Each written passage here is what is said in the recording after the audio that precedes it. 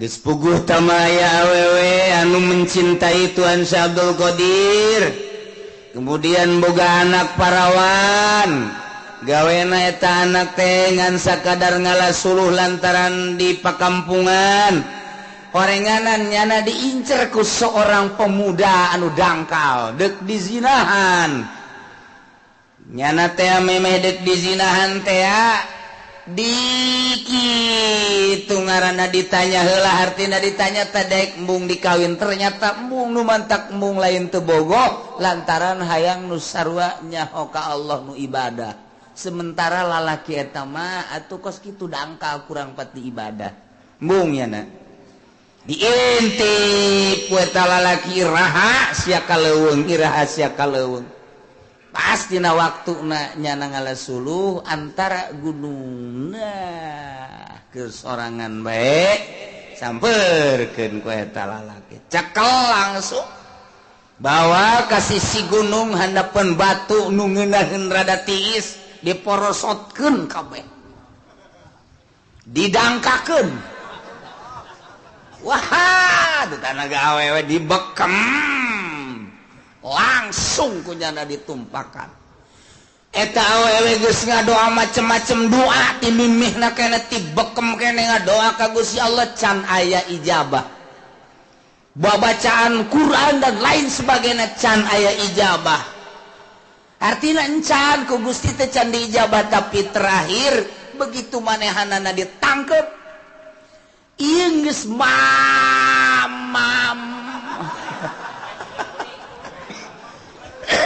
aduh maksudnya geus lempeng jasa gitu tinggal nembakeun doang Masya Allah nyana ngajrit Tuan Syekh Abdul Qadir Al-Jailani ya Allah Tuan teh boga wali Tuan teh boga wali Gusti ngaran Tuan Syekh Abdul Qadir Al-Jailani abdi teh termasuk salah sahiji anu cinta ka anjeunna dengan karomah Tuan Syekh abdi nyuhunkeun kasalamatan Gusti kabeneran Tuan Syekh teh keur ngalawudu artina ngadenge jeritan Tuan Syekh ngadenge jeritan kieu oh aya nu ngajerit salah satu muridna langsung bakiak dicekal konyana dialungkeun teng alah batan bom atom jeger wae kena tarang ngaguling langsung hiji deui dialungkeun kena dada deuk ngagoleh teu kacaritakeun ku kumahana salamet bae awewe di dinya begitu salamet langsung make baju deui langsung make kutang dipake deui jero salamet cek jana alhamdulillahirabbil alamin beres bakiak dibawa ka imah tidinya langsung manehna hayang ziarah cinta mah cinta ngancan pernah manehanana datang nah ieu datang di pakampungan anu jauh wa gila manehanana ieu orangna orang Mesir ka Baghdad jauh jasa lempang langsung lempang ya berbagai cara kendaraan dan lain sebagainya datanglah ke Baghdad pas keur pangajian begitu keur pangajian nyana datang mawa bakiak disambut ku Tuan Syekh kadieu eta cenah bakiak nu kula kadieu waktu jamaah ribuan garita kaget keke datang aya awewe tur mawa bakiak kumaha mimitina eta lah dongeng langsung si awewena bahwa kula teh diganggu ku hiji lalaki gitu nah ieu tanda bukti ieu bakiakna Masya Allah iyalah Tuan Syekh mentak kamari waktu keur perang Irak Amerika dibom terus tama bom nyinghai dan nyingsan nyuai teu bisa ngabom makom Tuan Syekh Abdul Qadir aman we kamari kula ka ditu eta mah majlisna utuh makamna utuh pangutuhna lain teu dibom malah masyarakat kadarinya asal aya bom ti Amerika breg asup ka dinya aman tenang di jero mah eta bom luhu wah dicecer terus mentak dakwahna para wali mah geus maot ge terus bae ku gara-gara ieu terus dicecer teu kena ditelitilah ku para pilot ku kepala tentara Amerika akhirna lain hiji 20-an bahkan ratusan nu asup Islam gitu ahli mah dakwah teh geus maot ge dakwah terus ngislam-ngislamkeun jelema urang mah keur molotot ge malah urang kabawa ka ditu sia aya orkes sia ulah sok nonton we goblok sia ye ulah haram sia mah aja ka mana aing anak heula ka ditu sugan aya di ditu di mana di ditu di orkes tolol tak budak teh bebeja deui ka aing jo di ditu na kebal ditolol tak haji dakwah si kos gitu bebeja dengan anak korengnya dengan birit biduan teh hese dakwah ilah Tuan Syekh Abdul Qadir Masya Allah karomahna nu pohara jas eta teh jelema kitu anu pernah nincak majelis kaula atau liwat majelis kaula etang ke kukula bakal disalametkeun jaga di akhirat ya Allah ya Rabbi man marra majlisi cek Tuan Syekh Abdul Qadir saja loba anu pernah liwat bae ka majelis liwat doang geus kukula ditulungan di akhirat liwat doang aya kan poe minggu urang deuk nyin majelis Tuan Syekh geus teu kudu zikir lewat cukup geus sakitu doang beres sia kudu aing liwat doang dititah ge asal ka aku murid we geus beres ya Allah ya Rabb ikaromahna pohara jasa ya Allah jelema maut begitu maut kaimpi ku anakna keur ngojai di neraka bapana ngojai di neraka udang tias si anakna langsung cerik datang ke Tuan Syekh aya naon abah maot atuh abah maot sih geus lila geus aya mah meureunanan 7 poe mah kunaon kaimpi ku abdi kaimpi kumaha keur ngojai di neraka Bapak maneh pernah naon kitu ngaranna pernah milu pangajian jeung kula teh ya di tempat-tempat kitu riungan majelis henteu pernah nya nama pernah ngadaengkeun ngaji kula teu pernah nya nama pernah wau henteu cenah mah nyaon teu kangaran ieu ngaran nyaon henteu cenah mah teu nyahoun gawe naon bae tuh Bapak sia paharanya saya tuh ampura Bapak kula mah duh geus teu nyaon naon atuh pantes ka neraka ge jantuan Syekh tapi tetep banyak neuleuh di narakana ku nyeri jasanya na digodog ancul-anculan taduh nu panas abdi teu asa sugan sakanya hosia Bapak siap pernah henteu ieu datang ke majelis henteu nya nama liwat mah pernah ge lain endek ngaji ngudag ontak oh pernah liwat ngudag ontak langsung tunggu adalah langsung nya salat gitu salat asup kana alam gaibna menta ka Gusti murid abdi pangyalametkeun mang anu tak nu anakna bebeja kabeh salametkeun Gusti cak Gusti Pantama lain murid iranya na jadi murid sia ngaji teu pernah nyaho teu pernah ngadengekeun teu pernah wau henteu irah jadi muridna ngamajelis teu pernah eta Gusti janal ngudag kota liwat ka majelis abdi eta ge murid waduh cek Gusti Allah geus atuh disalametkeun teu ekos kitu murid mah langsung isukna ngimpi deui geus aya di sisi neraka gerge we alhamdulillah bejakeun ka Syekh Abdul Qadir cak bapana dina ngimpi hatur salam gitu waduh aing nu lamun lain ku nyana ieu aing rebek cenah janda tah jadi nyana ngudag onta doang liwat murid keneh bae boh atuh komo urang mah poe minggu liwat atuh geus murid be pokona mah geus nya teh ge jana aya di luhur neraka kieu can puguh ka mamanana eta tapi geus diangkat ya Allah komo urang mah cinta ka wali Allah subhanahu eta cenah Muhammadiyah versi teu percaya je atuh jor bae sia aing karasa sia geus modar sia kitu bae ulah hese ulah mikiran Muhammadiyah versi Wahabi urang kuari mah dia geus jelas dina Al-Qur'an ala inna awliya Allahi la khaufun alaihim walahum yahzanun kitab nanggus jelas jasa eta mah teu percaya atuh teu dibukakeun hidayah bae ku Gusti Allah sakitu bae meureun kamulyaanana ai urang mah alhamdulillah percaya ka Allah percaya ka Kangjeng Rasulullah percaya ka aulia-aulia Allah subhanahu wa ta'ala. Oh karomahna geus pohar jasa Tuhan saya jelema boga anak hiji-hijina nya kasep nya pikarespeun manehanana ilu ngalalau ka laut pas datang ka laut ngaguling parahuna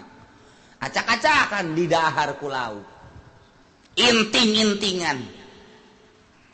informasilah ke mana bahwa anakna ti keleboh peak geus teu bisa ditulungan deui tengah laut cerik datang ka Tuan Syekh minta disalametkeun anak abdi atuh geus maot papan kumaha nya geus takdir abdi ge cenah takdir mah takdir bae tak ya kos gituan teh sarua kos di urang nasib bae cenah teh nu bodoh ngaranna ge atuh iki nu datang ka Tuhan saya nu barodo pinter mah masa atuh kitu aman bodoh anak hiji-hijina keur mejeuna dipake karesep ku abdi maot di mana maotna di laut haju hayang hirup deui kumaha saya yang hirup deui geus maot menta bae mah coba ka Allah maksa pamentak ayo geus geura balik bae tuh ka ditu geus aya di mah ayo geura balik nya ka ieu mah bang di deuleu jecan aya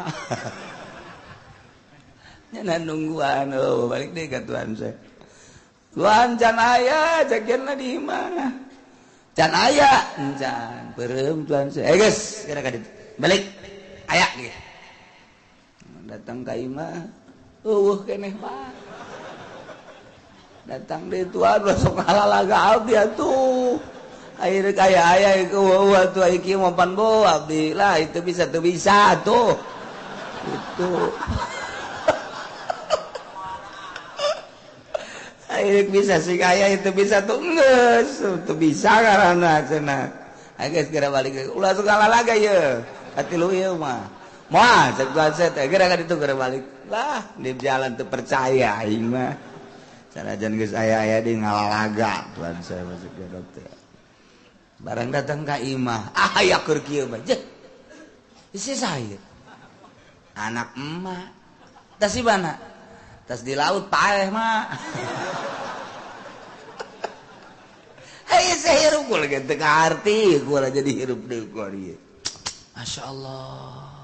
ditangkep ku mana luar biasa tuh asa ngimpi nya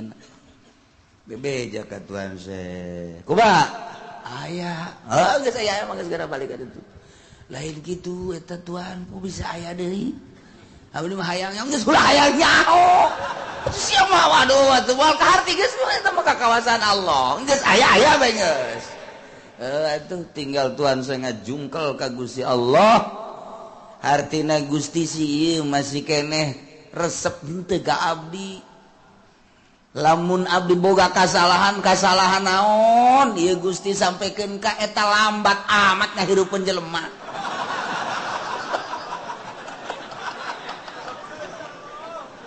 ya kari naon kasalahan abdi deuleu denge ambe rasa atau mungkin tina sare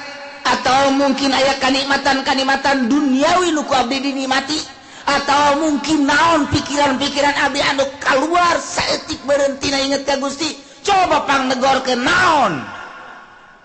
tetep nyana ceurik can dibere jawaban nyana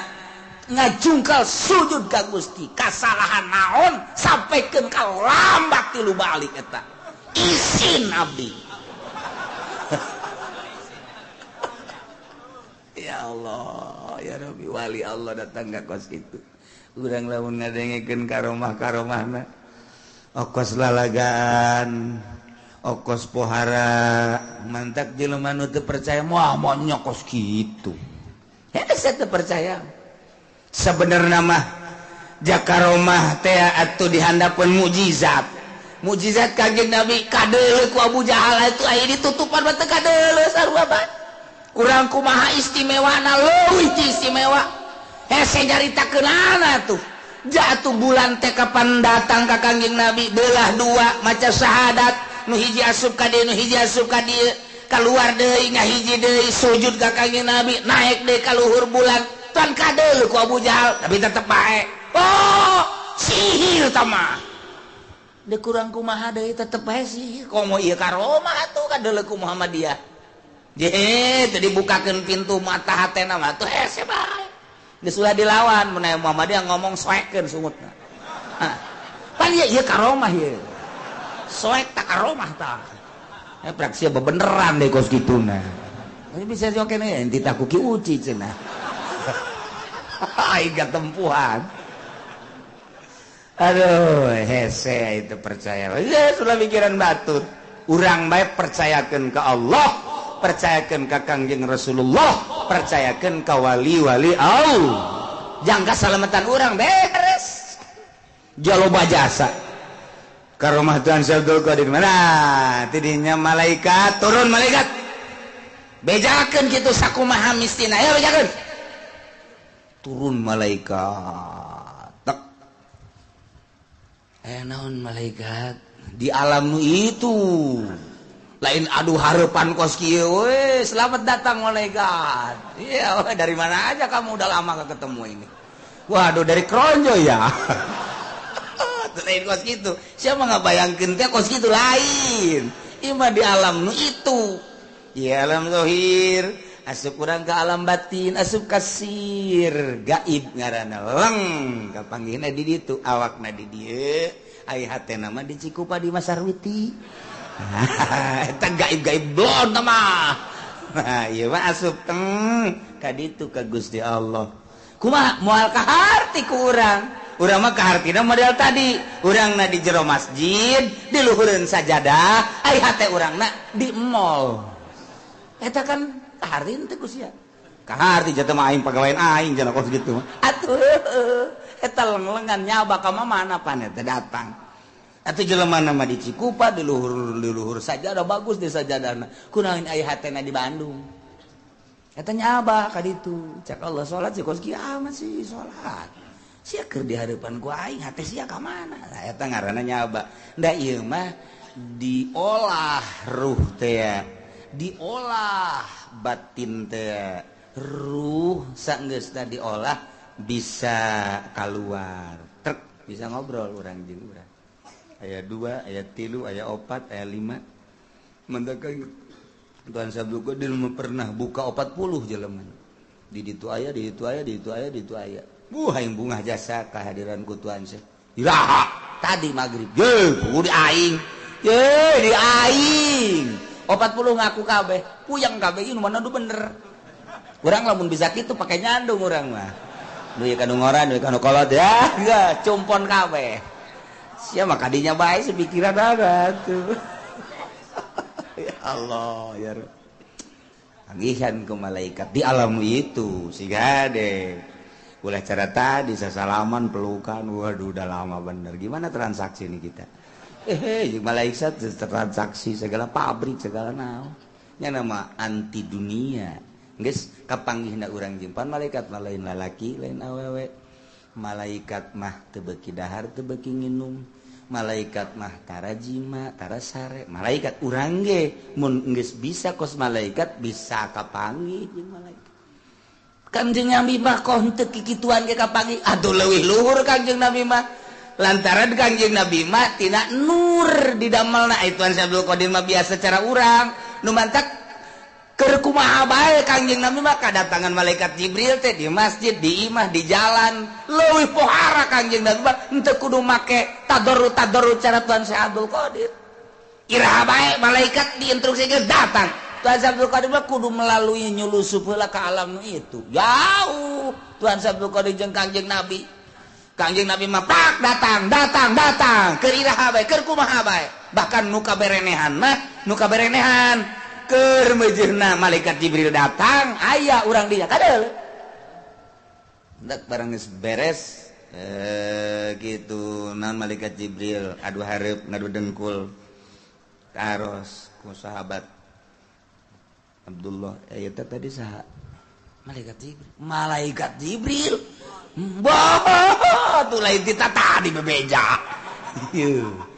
Bah kasep amat jeung seungit amat eta malaikat Jibril katingali tah ku Abdullah bin Umar mah. Ai ku ente bapak gon moal tetap. Ente mah jameureunan matana kahalangan ku sinden. Dumal bisa tuh mun sinden dijauh ge kadul. Oh tuh. Wih mantap jasa. Nu mana? Baju beureum. Eta emang mata sinden mah kos gitu. Ari Abdullah bin Umar mah atuh matana mata itu mata malaikat atuh kadel. Ya Allah. Bahkan Siti Aisyah mah dihatur salaman ku malaikat Jibril. Aisyah, Jibril atur salam alaikalissalam. Bangun teu bungaheun teh biasa bae. Barang menang saminggu mah. Aisyah ulang. Allah atur salam kakarak. Aduh, pohara jas. Dihatur salaman ku Allah. Ente ente mah diatur salam ku calo pan duit ka bawah ku ente. Masya Allah tuh ya malaikat datang ka Tuan Syekh begitu datang hampura cek malaikat kula diinstruksikeun ku Gusti Allah bahwa waktu keur ngadoa pertama kula diinstruksikan ku Gusti Allah titah neangan daging-daging nu geus didahar ku lauk-lauk. Idinya dikerahkeun seluruh malaikat teh kapanggih kabeh. Doa kadua eta teh kakara keur dihiji-hijikeun. Doa katilu kakarak nyokot roh diasupkeun deui bari dibawa ka imam. Oh kitu cek Tuhan saya tuh kitu. Jana sujud deui ka Gusti Allah. Gusti Bapan Maha Kawasa kok make kikituanan. Eta wali geus gaingna doa kos kitu nya. Atuh bacak laon Gusti teu kudu make malaikat. Atuh langsung bae sih jijeunan Gusti kabeh ge atuh tinggal brak jadi geus kitu kumaha sih pan Gusti mah. Subhanalladzi biyadihi malakutu kulli syai'in wa ilaihi terjauh pan karituna kun fayakun. Kok bisa kos gitu sih? Cek Gusti Allah tetep Abdul Qadir kula deuk ngawujudkeun naon bae tetep kudu make wasilah. Aya nu henteu ge ngan eta dirahasiakeun Abdul Qadir. Nya tetep kudu make syariat. Mantap urang deh sarua bae sagede Tuan Syekh ge nuntut ka Gusti Allah Allahna tetep makasa ngadamal bumi langit pan ieu teh saminggu Gusti Allah padahal mah babarieun Gusti Allah mah tapi khalaqas samawati wal ardi fi sittati ayamin tsumma stawa 'alal 'arsy genep poe kan peuting fi sittati ayamin tsumma stawa 'alal 'arsy tah atuh bisa teh Gusti Allah kun jadi. Tapi kan teu kitu. Tetep aya perwakilan-perwakilan. Tukang nyebut nyawa Israil. Tukang mawa wahyu jeung karomah Jibril. Tukang kitu ngahujankeun malaikat Israfil. Dan lain-lain sebagainya aing geus ngabogaan wakil. Oh, hampura atuh Gusti. Abdi sogol ka Gusti jeung Tuan Abdul Qadir. Ieu mah abdi mah hayang nyahobe segala rupa gengan hampura tetep nyana ge hahampuran Gusti Sogo. Tak itulah wali Allah Subhanahu wa ta'ala. Lain lalaga. Karomah Tuhan semun kurang dibaca ti hiji kadua katilu kaopat keur mantak muringkak bulu karomah. Satu ketika Tuan Syekh teh eueuh di imah, di majlis teu aya, di masjid teu aya. Di Taryangan ternyata nyana aya di Bangawan Tigris. Nyana keur kieu bae di Irak di luhureun sajadah. Ditonton ku jelema loba. Sugan teh keur naon di luhureun cai kieu. Ternyata lauk seluruh lauk berbagai jenis lauk daratang musapan dampal leungeun Tuan Syekh kabeh nyanana kieu bae jutaan lauk geus berbagai jenis lauk geus beres langsung Tuan Syekh indit deui kabeh ditaros ai tadi naon kula diondang ku murid kaula di laut cekna hayang sasalaman jasa sakali besa umur hirup mantap kula ieu naon kitu ngaranna ngaluangkeun waktu di sasalamanan ku lauk waingan jutaan lauk tambah teu eureun-eureun terus sing beletik ka dieu lamun urang mawa jaring urang mah ka dieu lauk mantep jasa yeuh urang mah watung geus mantap birat lauk geus sebab deuk diganggu ku urang mah ikutan saya mah tuh lauk narurut maung nurut kabeh waliullah naik maung bae ka mamana naik maung bae ka mamana ngan maung mapan kudu dibere daging nu mantak asal datang ka di daerah ka muridna pangneangankeun daging deuk sapitah deuk embe tah pangneangankeun kitu bae selalu akhirna nyana nyaba ka tuan syekh begitu nyaba ka tuan syekh datang ka dieu maung paeh begitu di dieu maung paeh langsung sujud eta wali ka tuan syekh hampura sebab naon nu mantak maung paeh ieu boga rasa takabur jeung tuan syekh mah luhuran aing lantaran aing mah ka mamana ge naek maung nya nama teu kadengekeun naek maung nu mantak eueuhna naonan tuan syekh mah lah sampai coba ku aing deuk didatangan kos kumaha sih teh tuan syekh yeuh barang datang kadinya turun kek paeh mah ceurik nyana cek tuan syekh teh ieu deuk dipaehan terus apa hirup deui hampura cenah kula kasombongan kula kajahoan ieu mah terserangan kula barupan balikna jauh hirupkeun deui we hirupkeun deui tawadukeun hate kakarak tawadu percaya jasa bahwa eueuh di wali di dunia pangluhurna iwal ti anjeun deuleu maung geus kieu atuh ulah kitu cenah maung ulah hajuk wari mah bangun buringas kitu kula paeh tawadukeun deui makin tawadu maung bisa ditumpakan deui entek sok geura tawadukeun ku urang hate urang haji urang ka Taman Safari hayangnya turun urang di mobil selamun urang nu bisa naekan nyana atawa nyana nu bisa ngegel urang asana nyana Masya Allah buyut Badzur naik maung Syekh Asnawi naik maung Syekh Maghribi naik maung para wali naik maung Masya Allah aya urang boro-boro naik maung naikkan pemajikan ge marah bata pemajikan boro-boro mau pemajikan ge deuk nyangkrem pemajikan sakurang atuh siap maung beureun dia aduh ya Allah ya Rabb ya awewe datang ka dokter bebeja hayang boga anak diperiksa ku dokter lalakina awewena cek dokter ieu mah moal boga anak mandul panasaran datang deui ka dokter nu lain periksa deui tetep hasil medisna menunjukkan mandul dari kedua belah pihak mendatang ka kula mah gampang pogatan sia kawin deui coba jeung nu sejen boting salaki sia letoy coba babari orang dokter lain naon lain atuh tapi jana mah datang deui ka dokter cek dokter diputus tetep mandul geus 7 dokter kabeh menyatakan mandul urut ka tukang urut cek tukang urut ge ieu mah tanda-tanda boga anak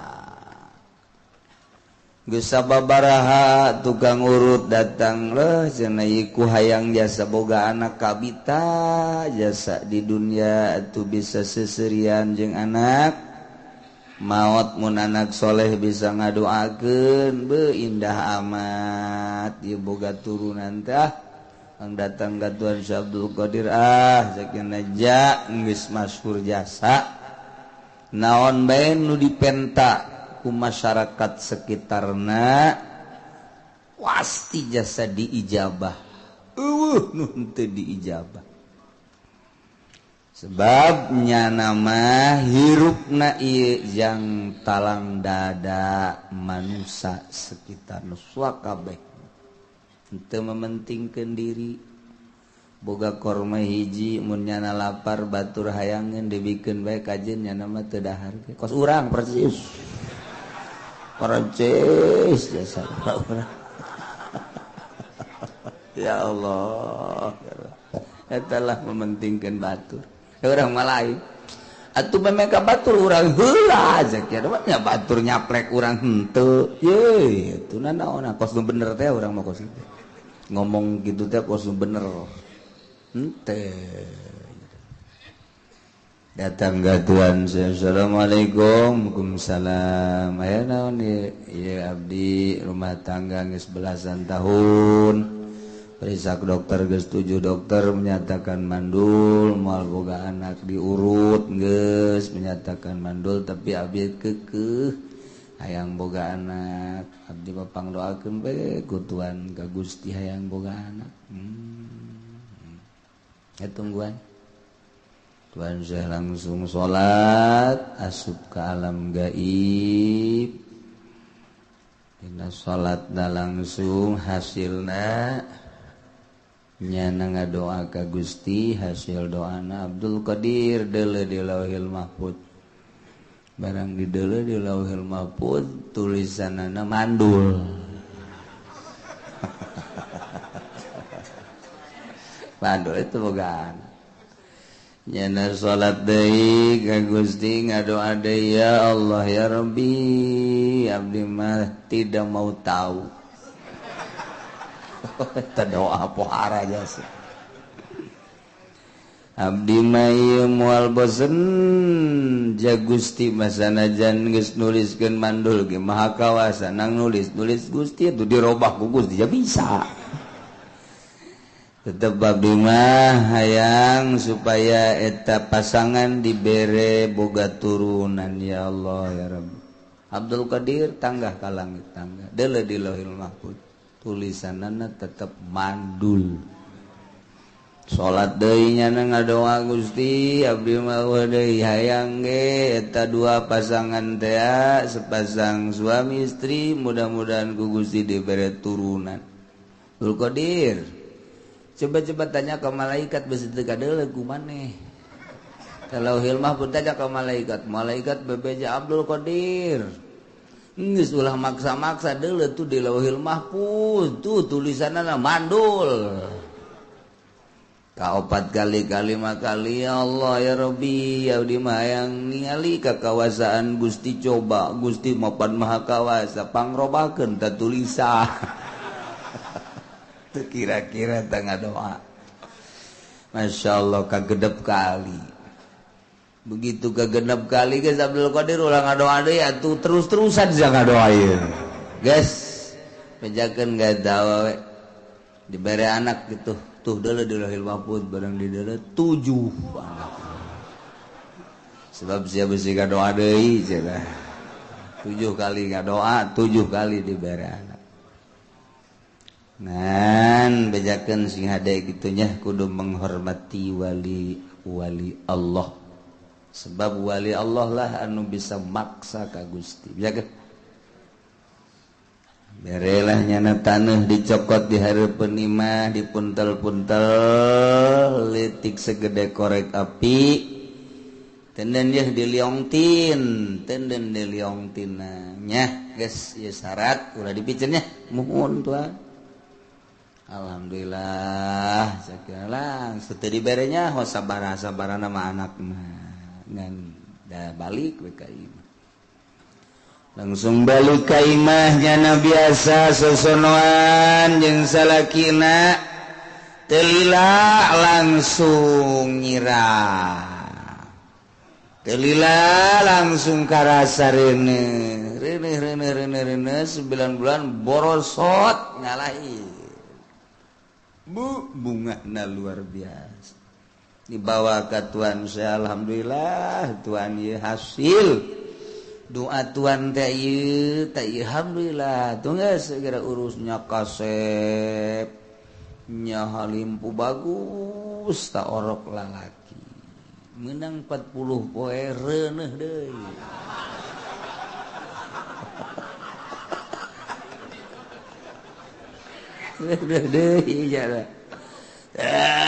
terus 9 bulan lahir deui dibawa deui ka tuan Syekh langsungkeun deui orokna lalakinya kasep luar biasa wah urus cek tuan Syekh diurus menang 40 poe reuneuh deui terus beta mah rene datang ka 7 bunga tetep jana ge bunga alhamdulillah cakna bu pahara jas ngan nyana bari kieu be aya mah berarti lain doa tuan se ai loba kieu mah mun hiji mah berarti doa ai mah berarti cuman tertunda cek nyana lain doa kos kieu mah berarti ieu mah atuh tertunda bae ti Gusti berarti kamanjuran tuan Syekh tetep encan terlihat sebab ieu mah anu kajadian zeknyana datang ka 7 mah berarti tertunda ieu mah ngan pas ka ditu pas memang bener-bener haju naon gitu deuk dibere geus bae eta liong tin teh anu tadina dibanggakeun teh dipicen ku nyana ka juru imah plus lain doa tuan Syekh langsung haritakeun leng nyana ieu pinsan begitu pizan ngadaenge suara jeritan horeng anakna kabeh sirahna kaluar getih paeh kabeh 7 maot langsung nyana hudang dihudangkeun ku salakina begitu hudang nyana nanya aya di mana ieu wah beda cek salaki berarti ai nanya aya di mana mah ieu leng-lengan ieu leng-leng emang tas di mana cek tas di akhirat ambu jawa amat lalakon tas di akhirat sagala Ges diberi nginum terus sadar begitu sadar eta anak 7 ngabaris jadi mayit kabeh nyana langsung bentak langsung molotot ieu saha deuk dibejaan ku salakina atuh nyana ge karak cager asana mun dibejaan pinsan beneran modar ieu mah ieu teu dibejaan atuh ja emang ieu geus aya di hareup ngajajar kabeh 7 cek salaki lihat coba bae tingali tama mayit saha barang di dulu sirah getihan kabeh beulah kuluna ja ieu mah anak jakna kok ieu cenah bisa ngadadak maot sakaligus haju kula ge pinsan pohara jasa cenah aya naon salakina langsung mamawa liong ti neng jimat ti tuan sete ieu ulah ditoler-toler coba pake heula pake pan urang boga anak teh sababna ieu coba pake dipake deui kunya coba be jadi ka ditu ka tuan saya be jadi bebeja ieu tas noler-noler ieu jimat bebeja nyana terus dibawa ka tuan Syekh bebeja nyana bahwa di jero hate malik teu percaya lantaran ieu anakna lain hiji mun kitu mah 2 bepad mah 7 berarti ieu seolah-olah lain doa tuan Syekh tah kungsi noler-noler tak ieu leleong tin dipiceun ieu dipakekeun deui ku salaki abdi mah hiji abdi hayang cager kadua anak abdi atuh nu parareh supaya hirup deui ambo cek tuan Syekh pamenta ku pohara siapa tuan Syekh langsung salat deui teh salat asup deui ka alam gaib munajat deui ka Gusti cek Gusti Abdul Qadir bejakeun ka eta awewe ieu teh boga anak hasil doa sia kahiji kadua kawali-wali nu mana ge ulah sok api lain jeung ulah sok noler-noler sebab aing geus janji saha jelema anu nganyerikeun kawala aing teu percaya kawali aing jelema eta ku aing di peranganana cara aing meranganana disiksana ku aing kaum-kaum nu teu percaya ka wali-wali aing bakal disiksa cara nyiksana ku siksa aing jageun mejakeun katua-kutuan Syekh ka anjeunna ka eta awewe langsung cerik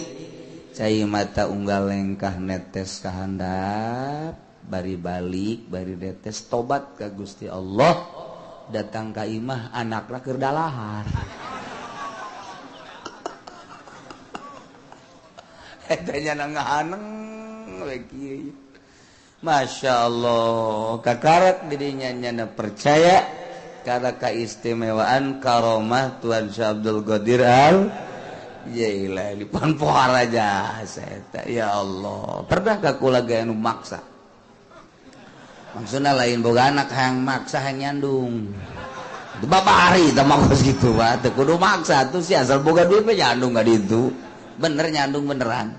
berarti doa aing diijabah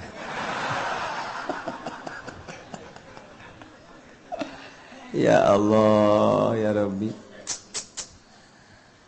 tah ditanya Tuan sete Tuan si ieu karomana pohara amat lamun daek kaula karomah ieu mun daek geus moal kawadahan ngan kula embung embungeun nya mah boga karomah sebab karomah nu paling hebat mah kamulyaan nu paling hebat mah teu karasa setiap mukmin boga karomah kabeh ieu urang ke boga karomah ieu komo MZ mah almarhum kak mih karomah hebat MZ mah lain mukmin mah mih ge karomah tah mukmin kabeh ngabogaan karomah ngan teu karasa kurang teu disyukuri karomah ti Gusti Allah urang ieu dibere iman ka Allah hiji karomah teu karasa saenggeusna iman urang teh dijadikeun jawara ku Gusti Allah lain karomah tah mah belon tah mah balik tina ngajawara kuari tobat ka Gusti Allah ngaji salat munggah haji eta karomah lain leutik-leutik karomah lain letik-letik karomah tah jawara babalik nu tadina mawa cimplong kuari nyana mawa kitab aduh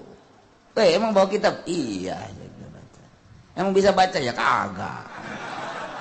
itu dibawa iya atuh supaya kelihatannya atuh bagus aja cek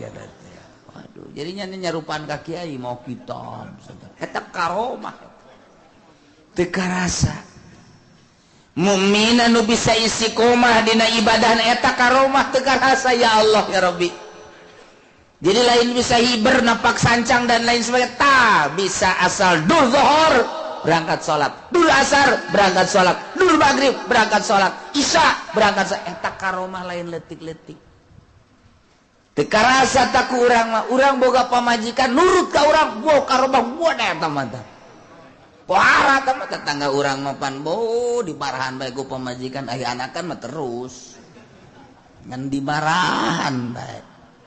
ieu mah pamajikan nurut ka urang bisa istiqomah ibadah ka Gusti Allah eta teu karasa tak karomah tah